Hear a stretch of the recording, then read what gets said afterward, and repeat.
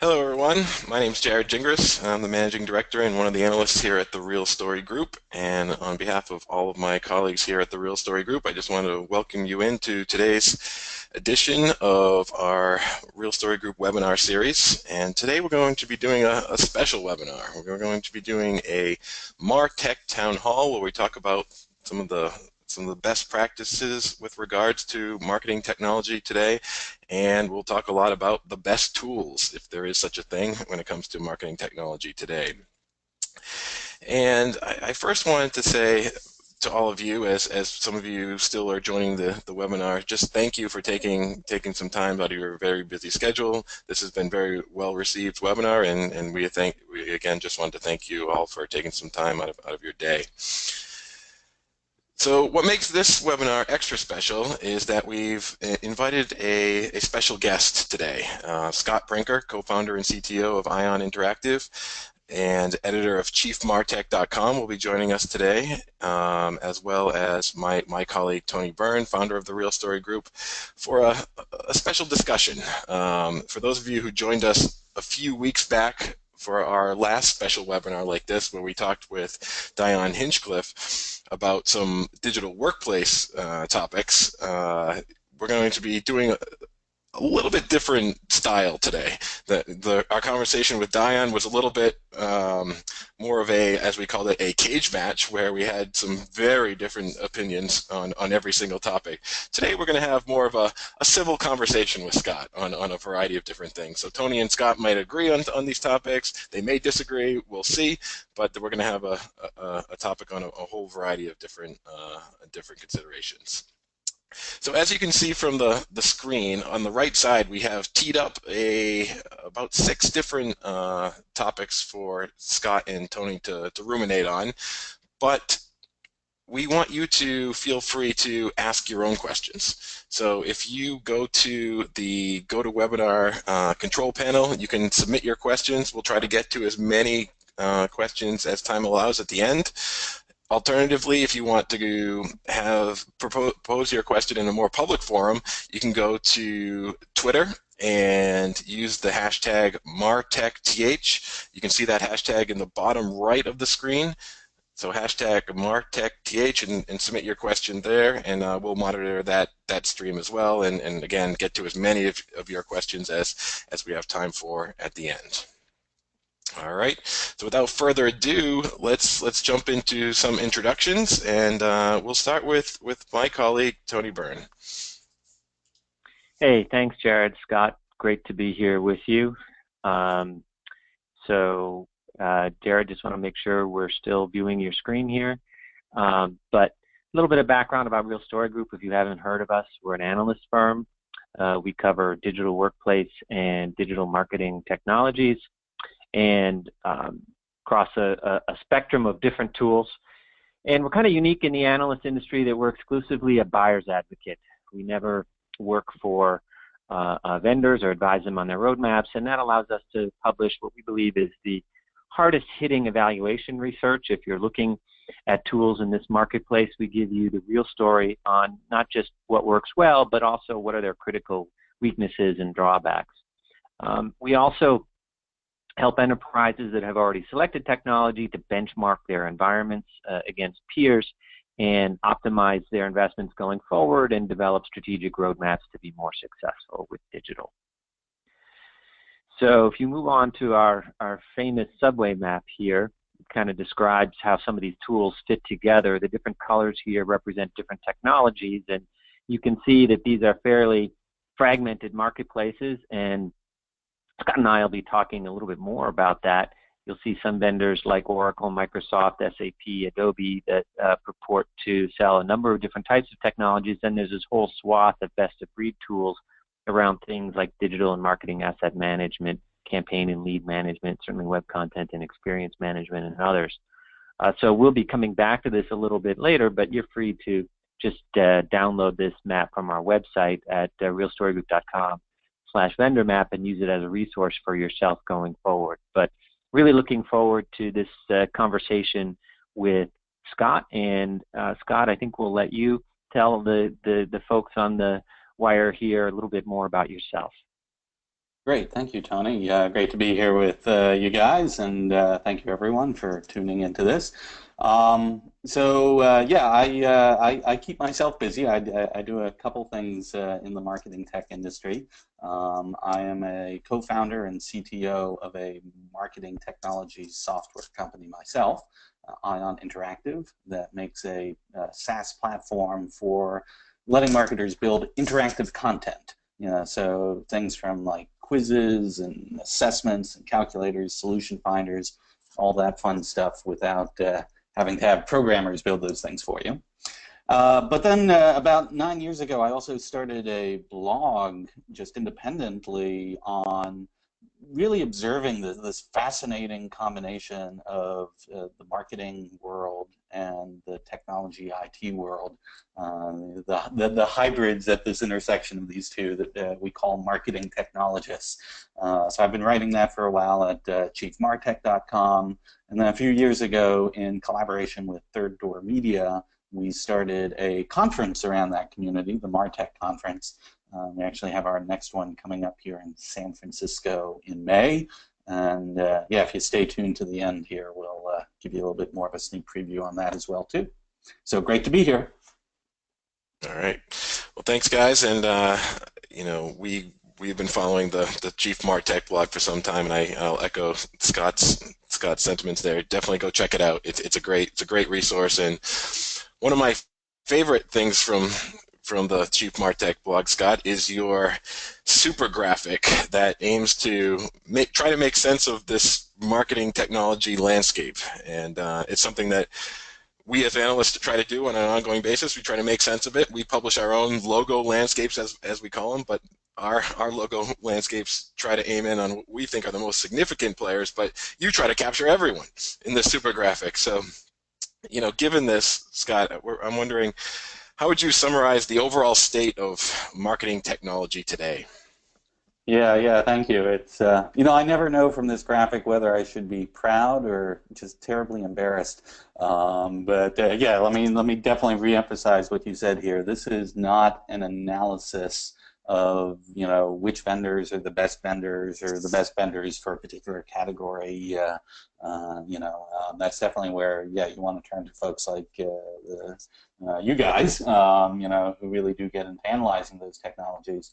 But what I found fascinating was actually almost accidentally getting into this business of trying to just, as much as possible, visualize the total scope of the marketing technology vendor world.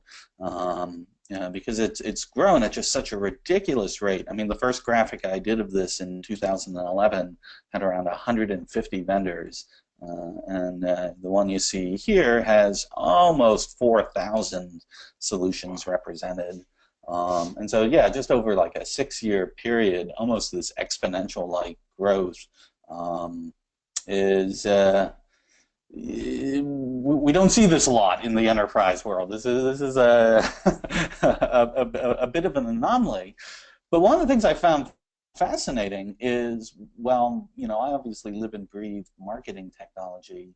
In the past couple of years, I've had colleagues who look at other markets around financial technology, fintech, HR, HR technology, sales tech. And although none of those have quite achieved the just explosion that we see here with MarTech, they are growing incredibly. There's a similar dynamic happening of just hundreds and hundreds of innovative startups coming into this space. And so I think there's two things here I would say from the state of marketing technology.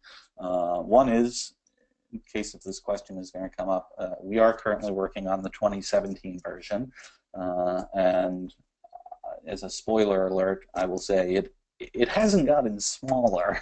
Don't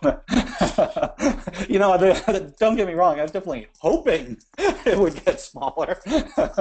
But Will we see it in 2017, Scott, or is it going to take you to 2018 to do that? Oh, goodness, yeah. But it's interesting because we hear so often. I know you want to talk a bit about this too, as to the dynamics you see. But people talk a lot about consolidation, and the truth is, despite this explosion, this Cambrian explosion, there is consolidation happening. Because one of the things my graphic absolutely does not do is communicate the relative scale of these different ventures. So if you go back actually to like your subway map, where clearly like Adobe and Oracle and Salesforce and some of these major groups, so these are companies with anywhere from hundreds of millions to billions of dollars in revenue in their MarTech solutions. And so if you were to weight them by revenue on this graph, they would be very large logos, and then almost in a pyramid structure, you'd see these tiers of the slightly smaller ones all the way down to really, really tiny ones. And I think this is good. I mean, we'll talk a little bit about suites and your opinion of them and my opinion of them. But I think one possible evolution of this marketing technology environment is seeing some of these major vendors provide almost like the tent poles inside, marketing enterprise architectures, that they become sort of like the key platforms, the key systems of record, and that by opening up their APIs and by getting better at providing more platform capabilities to others, they will actually allow some of these more innovative, more specialized solutions to actually continue to thrive in conjunction with them, and hopefully actually even make it easier for these things to work in greater harmony. Yeah, I think from a customer perspective, that's a great aspiration, Scott. I might be a little bit cynical about whether it will actually happen in terms of the tentpole players wanting to open up and become more of an ecosystem play. But I think you should be totally proud of this graphic, and you captured this whole Cambrian explosion and intense innovation that's going on here. I think to the extent that maybe for some of us it might feel kind of vertigo inducing, then maybe that's also a dose of reality, that CMOs and MarTech leaders have so many choices, and it's really incumbent on them to figure out what are they going to focus on and how to be adaptive about introducing new technology into the organization. And I'm not sure that there's definitely going to be some mergers going on. I'm not sure that there's going to be a lot of consolidation in the near term in terms of a lot of these players' experience. It's been difficult for vendors to put together roll-up strategies where, they try to roll up an entire marketplace. So I'm guessing that your graphic will only get larger and larger as the years goes on, and to that extent, it's certainly going to be a resource for us going forward. Great. Well, I approach that with some fear and trepidation, but I think you're right. Yeah. And for those of you on the call that are probably trying to read this, this is not meant to be readable at this resolution, but definitely go to Scott's blog. You can get a much more readable version of it. I've actually seen some companies that get the high-res PDF and they send it to a large-scale printer to get like a wall-sized version of it. It's scary. That's awesome. We've actually seen a whole slew of our clients print out our subway map in a very similar way, which brings us actually to our next topic. We look at all those different options and some 4,000 different vendors, and growing and growing and growing. You guys both touched on it a little bit, but I want to get into the topic of suites a little bit more. The big players out there are trying to be the big software names, I should say, are trying to be players in all these different areas. But is there, as a potential buyer, should I be looking at Bestofbreed, or should I be trying to get all of my marketing tools from a single vendor? Tony, why don't you kick us off here? Yeah, this is an old question in the enterprise software space, and there's never a simple answer to it. I think that there are, in the MarTech space, this has been a pretty difficult journey for customers. I think there's been an expectation that even though for most vendors these different tools have been acquired through purchasing, different software vendors And so they can be a little bit of a hodgepodge. The vendor may call them marketing clouds, but the reality is it's often a mix of on-premise and different cloud-based solutions. So from a customer standpoint, when you think of a suite, you're looking for something that's integrated, that maybe has a universal API that allows you to have a kind of a simpler relationship with your technology. And for the most part in the MarTech world, we really haven't seen that. The vendors have been much more interested in extending their different tools and acquiring new tools rather than integrating them together. They always tell a good integration story. Adobe has a particularly interesting roadmap here, has very little confidence in their ability to execute on it. And so what we have seen both from a technology standpoint as well as a business standpoint is that there's a lot of skepticism about this and a lot more sort of point solution side. And so and there's some interesting data that's come out on this as well that when we've gone out and actually talked to customers about their satisfaction, those who had taken more of a suite approach had, generally speaking, not been as satisfied as those who had gone maybe with some tentpole systems but had gone more sort of best of breed. I don't know, Scott, if you've got a kind of a different take on this. Yeah, no, I generally agree. I think there's some interesting reasons. There's part of this is the old saying about, correlation versus causation.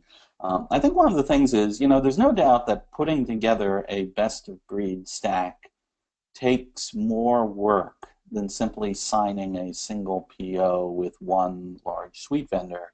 But in some ways, I actually think that's a good thing. Because, as you made clear, right? even these suites, when you're buying a whole collection of tools from a single vendor, these are very sophisticated tools.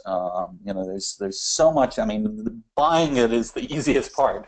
And even the quote-unquote integration mission is very often not really the most challenging part. The most challenging part is actually operationalizing on this stuff, figuring out how do we use this stuff to do effective marketing.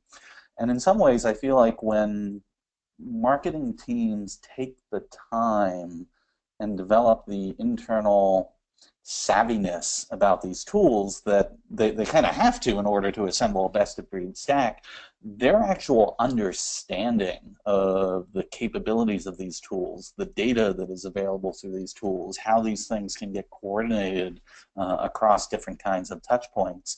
They put a little bit of an extra investment in, learning that and figuring that out. I think it actually pays off for them that when they go and start operationalizing, they just have a deeper understanding of what their MarTech capabilities are. And so I think that might be one of the factors of why best-of-breed organizations tend to be a little bit happier in the end. Yeah, it is difficult to tease out the different pieces. And, at the end of the day, I think what we always encourage people to do, whether it's Oracle or Salesforce or Adobe, is don't default to that vendor for each new need that you have. Have an open competition and see what's best, and don't assume that because you get everything from the same vendor that's somehow going to make your life easier. In some cases, maybe it will, but in other cases, perhaps not. Exactly. Okay, so if you are advising some of the folks on the phone or your own clients to look at what the right blend of this type of technology for different organizations should be, if I don't go to from one single vendor, Tony, how should enterprises go about finding that right blend? Yeah, so it's a good question, and a lot of it's going to have to do with your maturity, your ambitions, the type of industry you're in, and your operational capability, the resources that you have on hand. There's a lot of things to address here, and we'll get into some of these topics shortly. But what you're seeing in front of you is a generic reference model that we've come up with for this kind of external digital engagement.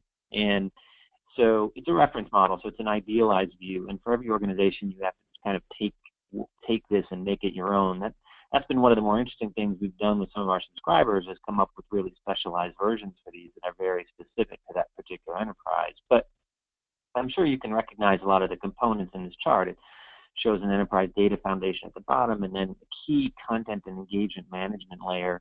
Obviously, different marketing and sales and engagement services above that, and then finally major channels out to your customer and prospects. So there's a lot to talk about here. I won't go into all the details, but I think that what's interesting about this is really looking at finding your center of gravity. So we've seen, for example, in media and entertainment companies and some others, maybe it's your Purple, the digital asset management system. It's kind of the core system of record, or that tent pole that Scott talked about, and then some of the other systems in play off that. Whereas we've worked with some really large advocacy organizations in New York, Washington, London, where their marketing automation platform is really central to what they're doing. Their focus really is on outbound marketing, and so they get that right. It's the center of their universe, and then they develop systems that pivot around that. So we've become pretty big believers in this notion of finding your center of gravity, getting really good at that, and then recognizing that you've got primary and secondary and tertiary systems, all of which, though, ideally connects through some sort of enterprise data layer. And, you know, the other way to look at this is really more from, this is a sort of a different reference model, more from the customer outward, looking at these same kind of technologies, but from the standpoint of what does the customer want to do. And they have a set of journeys, which you see in blue, and then supporting technologies in gray. And again, I won't go into great detail about this, except that from a business perspective, you know, from an IT perspective, from the tech part of MarTech, you can select the platforms in gray and in purple. From a business perspective, you really want to be owning the journeys. And so there's a lot of operational consequences and that fall out of this as well. So, you know, there's a couple different things you have to do. First, find your center of gravity, and then second, see how your customers and prospects want to engage with you in their journeys around discovering, belonging, and transacting, and then making your investments in line with what they're trying to do. So Scott, you know, you mentioned this notion of tent poles, which feels a little bit similar, but I'm interested to just hear your perspective on you know, certainly enterprise architecture and also this notion of, you know, customer-centric digital. Yeah, you know, so I love this model that you guys have put together, and sort of like the two different views of it, sort of like the enterprise architecture version, and then the sort of customer-centric view of it. You know, I think if I was just going to maybe take one angle to this that I would augment, it's that I really think the biggest challenge in marketing overall today, but marketing technology is certainly one example of this, is prioritization. There's just too many things happening, and boy, so many changes and new innovations, and I mean, right? I mean, if you just, like, you know, tuned into social media and like your favorite news sources for the industry or whatnot, I mean, you could spend all day just reading about everything that you needed to get done, you know, for that week, and then the next day there'd be a whole new set of stuff, and so I think that's one of the dangers, actually, for, you know, marketers, particularly in the MarTech space, is it's just so easy to say, okay, well, wow, we've got these 50 things that we need to get going, and this kind of goes back to that issue of, you know, when we're talking about, you know, perhaps why the best of breed companies that go best of breed tend to be a little bit more successful, is because in many ways they're investing more time in figuring out how this stuff works. I think that's just another example of this idea that you are far better off taking a smaller set of stuff that you know, prioritize and say, okay, well, given who our customer is, given who our audience is, these are the capabilities that we're going to need to really have the greatest impact on finding and engaging and servicing them, and really prioritize saying, okay, here are maybe the 2 or 3 pieces, you know, that we want to get really right this year, and really do try and turn down the noise on so many of the other ancillary things around that. And just really invest that time, and not just selecting, not just standing up and integrating, but really developing that operational expertise with these platforms, to me, makes all the difference. Yeah, it's interesting what you said, 2 or 3 this year too. It's this notion too, I think, of ongoing and being adaptive. That these can't and shouldn't be multi-year projects, and if they are, then maybe we've done something wrong in our strategy and our planning. But we're going to take 2 this year, and we're going to get really good at it. And next year, we may get really good at something else. So I think that's really interesting piece you mentioned. One thing that's interesting there is, of course, when we're dealing at the enterprise level here is, there are very often parallel efforts underway. So, I think that it's the most important part of this is clearly the centralized foundation. Those systems are after the core things that we need to be standardized across our organization globally to really get full advantage of, and digital asset management is clearly like a great example of that. But I think it's also fair to notice this is a subject for debate, and maybe we'll get into it later depending on audience questions, but this balance between centralization and decentralization is an age-old trade-off in so many things, and I think there's an element to that in MarTech too. That there's a set of systems that for your business and your industry probably have to be centralized to be effective, but there's so many things happening in the experience side of MarTech, in sort of the data analysis side of MarTech, some really cool stuff, obviously, with things like social or VR content or stuff like this, that finding the spaces where you can allow decentralized experimentation and innovation can also be a really powerful strategic move to make as well. Mm-hmm. Yeah, that's a good point, just letting it kind of blossom a little bit. Yeah. Great. All right, well, I'm just going to just pause here for just one quick second, just to remind everyone that you can certainly get your questions submitted via the GoToWebinar control panel, and we'll, again, ask as many as we can after we get through our set topics here. In addition, you can also use the MarTech TH hashtag down in the right-hand corner of the screen and on Twitter, and we're monitoring that as well. All right, folks, so we've talked a lot about tools so far, and we'll certainly get back to some tools, but I wanted to ask you both, from a capacity or effectiveness standpoint, what's the biggest internal challenge beyond technology? Scott, maybe I think you were kind of hitting on this. Yeah, no, I love this topic. Yeah, I think in many ways technology is the easiest challenge that companies are facing. Let me just build on that thing I said about prioritization. One of the reasons I've been an advocate of a movement called agile marketing, which is about taking some of these agile management methodologies that really flourished over the past 15, 20 years in the software development community, and starting seeing enterprises getting tremendous benefit from adopting them and adapting them in the context of the marketing department.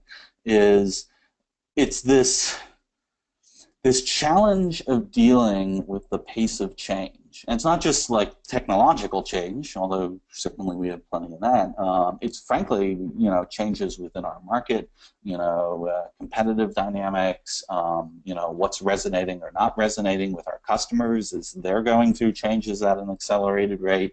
And so there's this environment where marketing's coming from, where it used to be this very planned out, year-long,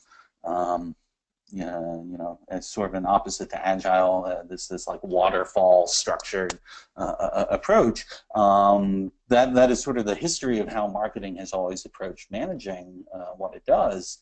But in today's environment, where just the feedback loops, from the market happen so rapidly, and there's so many changes that we have to address, I think, to me, the biggest change is getting marketing teams to move into that truly agile way of operating. I don't mean just agile like an adjective, like, hey, be quick and nimble, but I mean genuine management principles from the agile and lean approaches to this. That I think actually they help with the technology management, but even more so, they help companies really be able to focus on that operational layer of how they leverage this technology and experiment with it and learn from it in the way it engages their customers. Yeah, that's really interesting, and I think there's so much operationally that we all still have to learn here.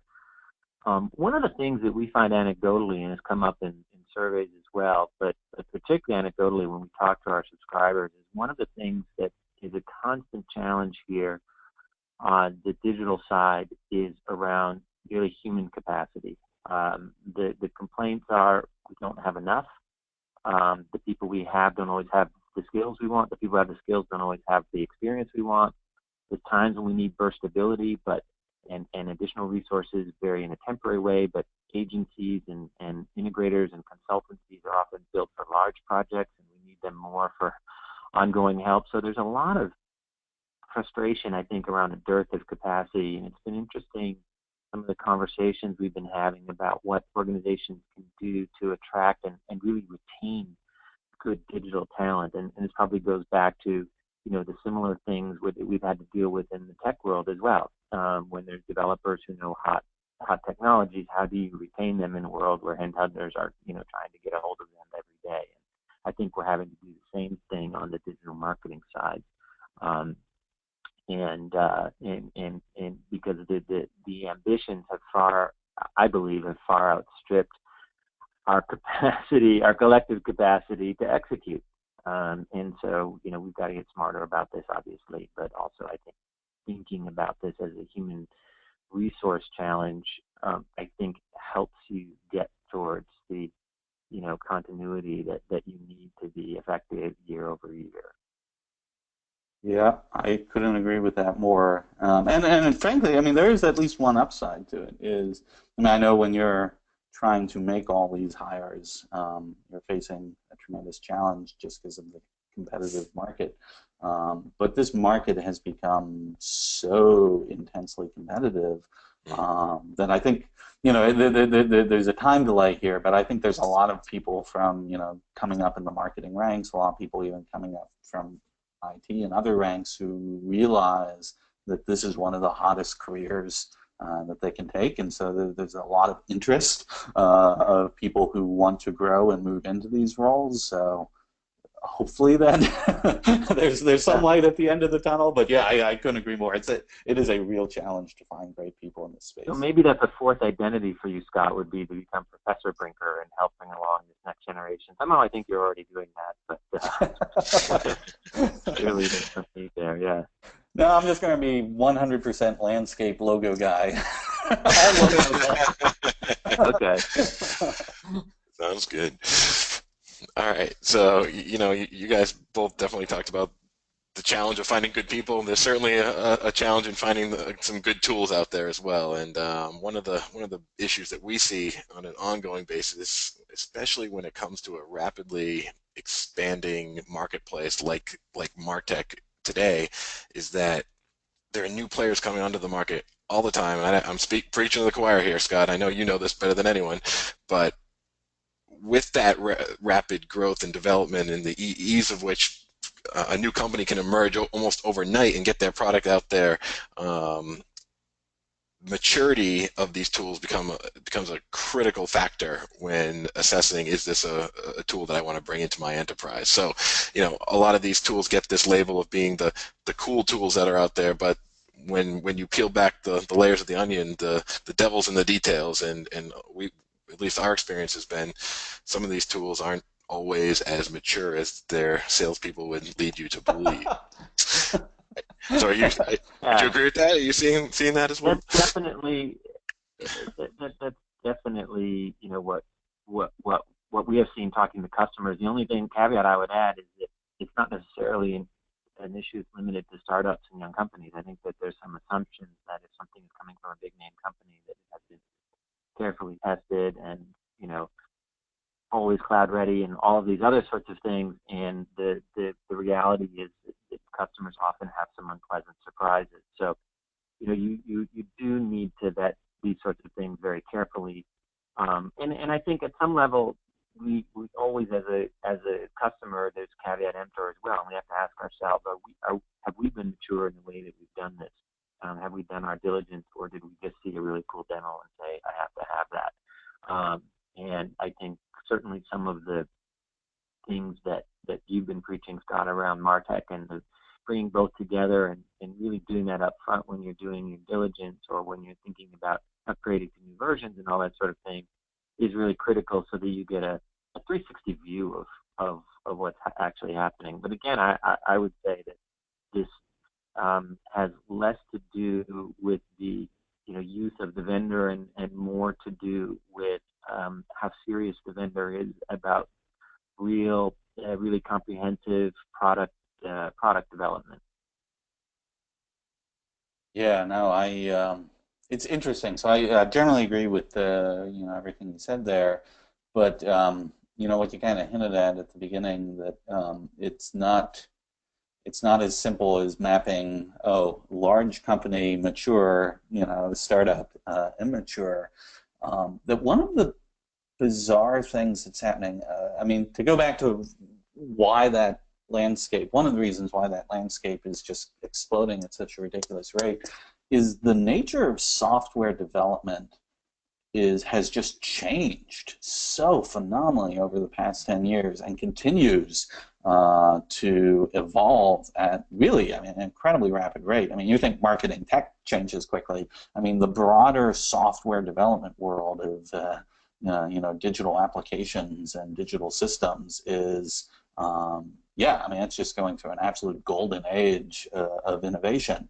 And so you get this really fascinating thing where new companies that are entering this space are able to, when they start, take advantage of, quite frankly, some of the latest stuff in infrastructure, as a service technologies, up through even the open source libraries that are used for managing big data or creating better interfaces. Like right now, if you start today, if you wanted a voice interface to your marketing tech product, you could essentially leverage off-the-shelf solutions to, plug that in very, very easily. And so what you end up with is these new entrants that come onto the scene are able to, in many ways, stand on the shoulders of giants to make these leaps forward that, quite frankly, for some of the players who have been around longer in the space, that they have an existing code base, they have all these existing customers with backwards compatibility requirements.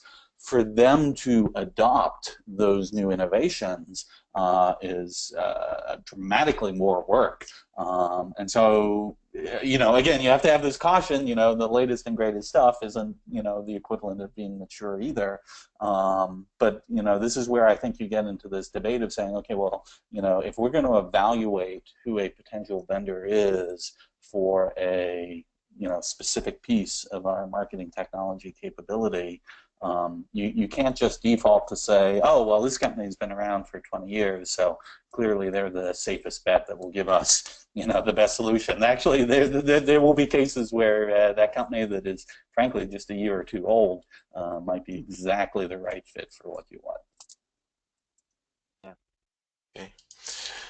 All right, our next topic is around competition within this space. And, we wanted to ask the question, where is the competition happening, and how is it happening? And Scott, you introduced this notion of horizontal competition versus vertical competition, and we were wondering if you could tell us a little bit more about that.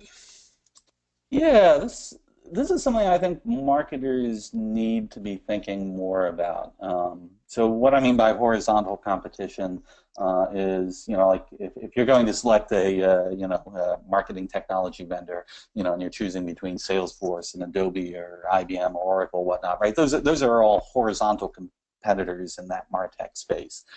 By vertical competition, what I'm talking about is more of between the marketer and their, target buyer. There's actually this kind of fascinating digital channel, that things go where, we interface to MarTech solutions, but then those things interface to internet services, right? Certainly like, Facebook and Google and things like that. And then we can't forget about the actual client software that people use, which for a while was just, oh, well, it's a web browser and it's a commodity and we don't have to really worry about that. Although as soon as, ad blocking started getting introduced, people actually quite rightfully began to worry about, wait a second, that down there at the client software level, they can just, completely, cut us out of the loop of everything upstream.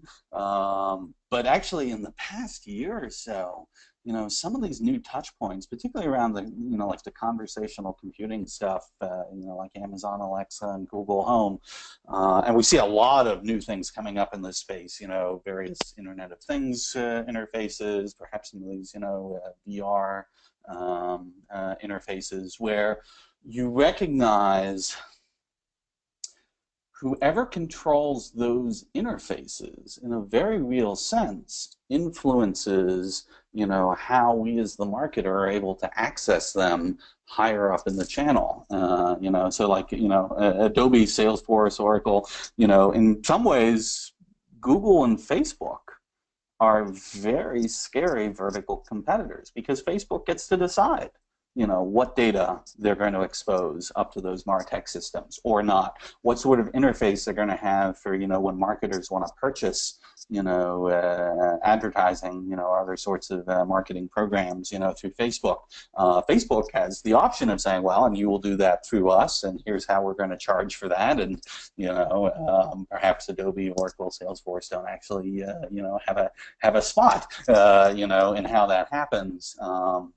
So I put this out for two reasons. One, and just as marketers are evaluating their marketing technology capabilities, I think they need to think harder about what's happening downstream in that channel and some of these new kinds of touch points.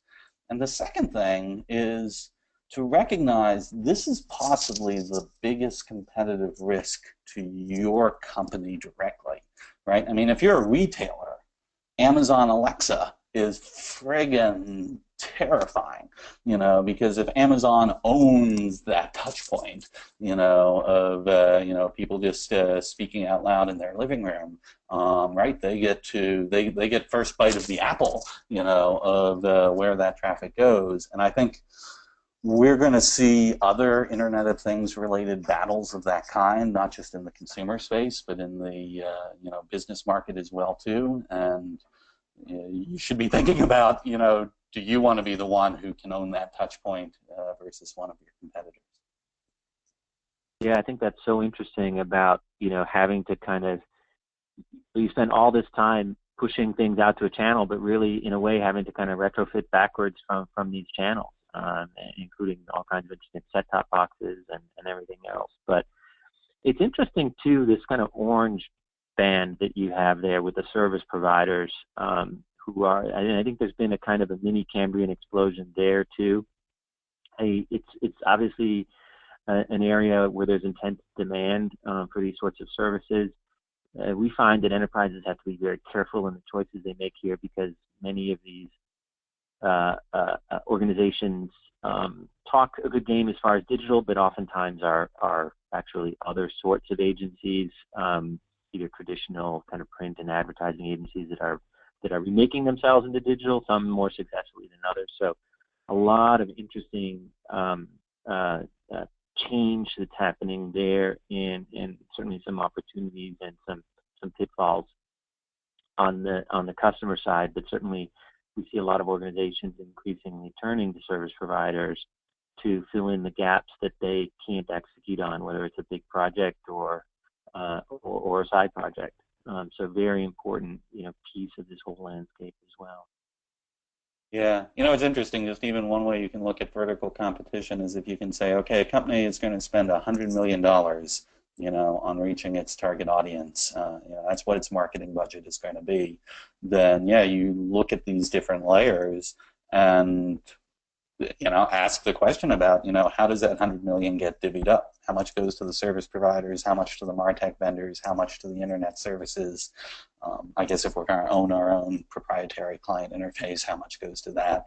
But a little bit of however you divide that pie, I think to a very real sense, is a way of showing you a bit of that relative strength of those different stages of the channel. That's right. Definitely. All right, guys, we actually have quite a few questions coming in, so I think I'm going to move next to some of these. And our first question comes from Guy. And Guy is piggybacking on the suite versus best of breed conversation that we had. And he asks, is it still the case that it's the CTO who is preferring the suites while the individual marketers who are in the weeds every day who are clamoring for best of breed solutions? Or has there been sort of an evolution here? Is this changing? I think it's across the board. You know, it's funny, in some ways, I feel like the CIOs, like particularly CIOs that have been around the block, you know, 10, 20 years, um, they're a little bit jaded on the large tech providers. Don't get me wrong, I mean, they will work with them, they will evaluate them, they will select them, they will use them. I think definitely, you know, the IT world is very attuned to the benefits of, you know, having some clarity about what your enterprise architecture is and standardizing it. But they've also been around the block to be burned, you know, by what happens when you get locked in to a single vendor that once they've got you, you know, surprisingly, the pricing that worked on year one doesn't become the pricing that works on year 2, 3, 4, or 5. And so even some of the more sophisticated IT groups that I've seen have kind of moved away from that dependency of, you know, a single vendor to, hey, we'll work with these folks, but we need to be sure we can get our data out of those systems in a transparent way so that if ever we decide to migrate away from it, you know, we're not held to anyone. Yeah, it's interesting because here's where the digital workplace versus external digital engagement are really different. In the digital workplace, Guy, I would say it's still very much the case that CTOs and CIOs try to simplify the vendor footprint, and so that's where some of the tension is. But I would agree with Scott on the MarTech side. We often find that the CIO or CTO are more a kind of a voice of caution, and they've been around for a long time, can be jaded, and they have to support this stuff, so they ask questions, and it tends to be more on the business and marketing side, where I think sometimes, not in all cases, but sometimes there's this dream that maybe if I just go all Adobe or I just go all Salesforce, they will take care of things for me. They will simplify my environment. It's one less thing to think about. And, you know, when you value simplicity, you can understand that dream. The problem is that there's a difference between that aspiration and, of course, the reality. So next question is from Alex, and Alex wants to know if there has been any attempt to describe a stack based on the size and maturity of an organization. And he's thinking that if we were able to do that, maybe that would help with the prioritization question that Scott posed. Tony? Yeah, I think, Alex, size does matter. That there's certain markers of an enterprise where you get into greater complexity. If you're in a heavily regulated environment, if you're in a global environment, if you're both B2B and B2C, if you have competing internal business units, suddenly your life becomes not just quantitatively more complex, but qualitatively more complex. And in large enterprise environments, you have to think differently about the stack.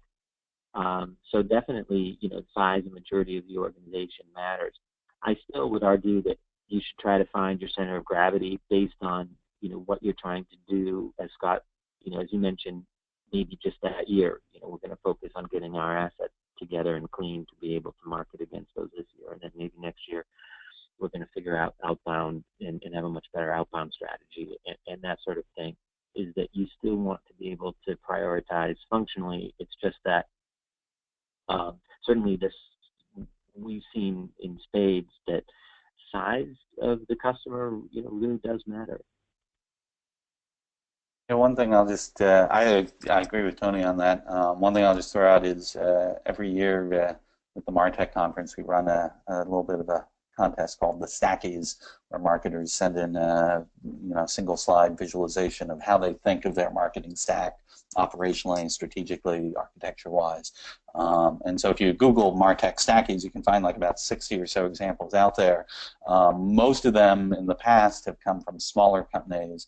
I can say we're running the contest again this year, and we've got some entrants coming in that are coming from much larger enterprises too. So again, completely agree with Tony. Like, you know, someone else's stack is not your stack. But you know, as far as just being able to look for inspiration, you know, and how other people have even thought about organizing these things, I'd keep an eye on that as well too. Here's kind of a fun question from Samantha. Given that you both follow this space quite closely, what are your most despised MarTech buzzwords that you're seeing today? How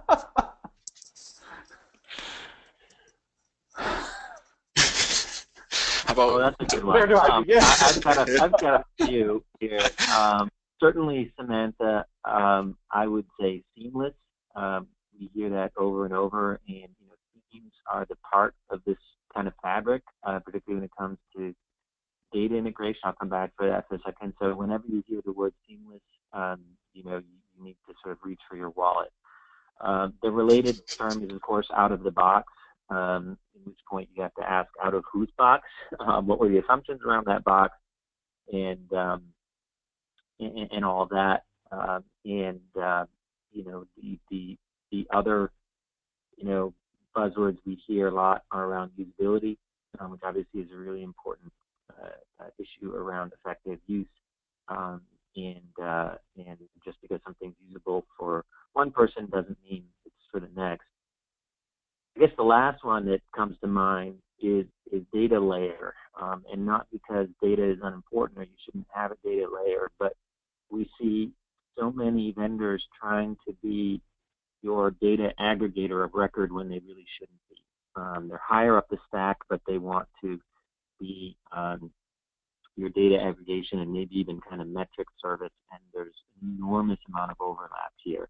And I think the vendor's thinking is, to the extent that I own the data and can expose it to you in meaningful ways, then I'm closer to you as a supplier, and maybe I can get a greater share of wallet, or maybe I'm just trying to solve a practical problem. But I think it's up to all of us to really think about more virtual sorts of data layers, particularly in larger organizations. So that's another buzz phrase that when I see it come out, maybe it's not a buzzword, but it's something that immediately gets my spidey senses tingling when I see it coming from a vendor. Yeah. Well, I won't give you my list because that would take up a whole nother hour. But I will say, so one of the things when I work on that crazy landscape is I go and I visit the website of every single one of those companies, and I am looking. The primary way I categorize those companies, because I'm not doing an analysis, you know, on their actual capabilities, I look at their website and I'm trying to understand their story. Can they explain to me on their website what they do, what capabilities they're providing?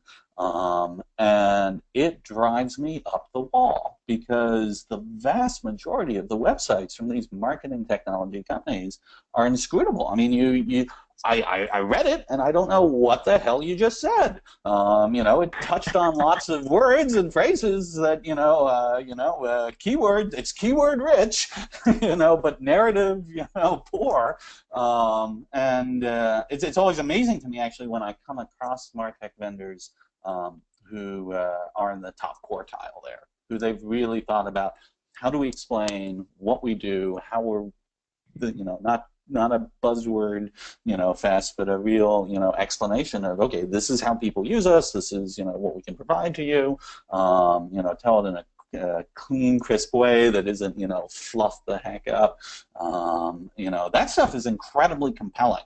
And so I think, yeah, if there's any MarTech vendors listening, I mean, you're friggin' marketing, right? I mean, like, with digital marketing of all things, get a website that explains what you do, man. All right, my rant is over. Awesome. No, that's a great rant. We see that across all the segments, but this segment is possibly the worst. Yeah. Absolutely. All right, I think we have time for one last question, because it's actually the perfect question from Beatrice. And Beatrice, it was almost like we planted you in the audience, but I promise this is a real question. And Beatrice's question is, where can marketers go to learn more about how to prioritize in the crazy context that we've talked about today? Where can we learn about tools? Where can we learn about how to use the data, utilize the data? Where can we learn about the resource challenges that you both spoke about today? I think that brings us both to a couple of resources that we wanted to point folks to. And Scott, I'll start with you and telling where people can go and learn in the near future. And Beatrice, I'll get you that $20 when I see you. If you're interested in these marketing tech subjects, we have created a 2-day conference, May 9 through 11. First night is like just an evening reception thing, actually with the award ceremony for that Stackies competition. May 10 and 11 is 2 full days of almost entirely enterprise marketers sharing their stories, their experiences of how they built operational marketing technology capabilities. One of the things we're just very insistent on is we don't have vendors who basically go up and pitch their vision of what they want. If a vendor pitches to us, our requirement is there needs to be a brand customer of yours who is going to come up on the stage and walk people through what they actually did, how it actually worked. So if you're interested in this stuff, go visit the martechconf.com website. And if you want to register, our early bird prices expire at the end of this month. And since you took the time to come and listen to this webinar, I'll also give you my little speaker code, MarTech Friend, capital M, capital T, capital F, MarTech Friend. You can enter that code when you register for an additional 10% off. Fantastic. So it's not the $20, but here he got you all a little discount. So we at Real Story Group have had the privilege of attending and participating at MarTech, and it really is a great show. So I encourage everyone to check it out. And Tony, where else can people go to learn about some of these technologies that we've talked about? Well, real quickly, I'll just invite folks to go to our site, and you can obtain free samples of some of our research, both from a vendor evaluation standpoint across some of these technology segments that we've been talking about. In each sample, you get a full-blown 20 to 24-page detailed evaluation. You can also try out some of the decision tools that we have. The first one is Real Quadrant, which is kind of a shortlist generator and custom quadrant generation service that's backed by all of the research, but allows you to input all of your sort of custom dimensions to then get some custom research out of it. And then also the Real Score benchmarking service. So that, again, is a freemium model. You can go try it out and see how you benchmark your capabilities here across various dimensions against others in your industry and in the digital space at large. So I encourage you to try this stuff out, and hope to continue the conversation going forward. Great, thank you. Well, thank you both, Tony and Scott, and thank you all again for joining us today. If I didn't get a chance to ask your question, feel free to shoot a note to Scott or Tony directly, or go onto Twitter and social media and use that hashtag MarTechTH, and we'll continue to follow that and answer as many questions as we can. But we'll wrap up now, and just again, thank you all for your time, and particular thanks to Scott for joining us today, and we hope you all have a great rest of your day, and we'll see you on the next webinar. Thank you. Bye now. Thanks again.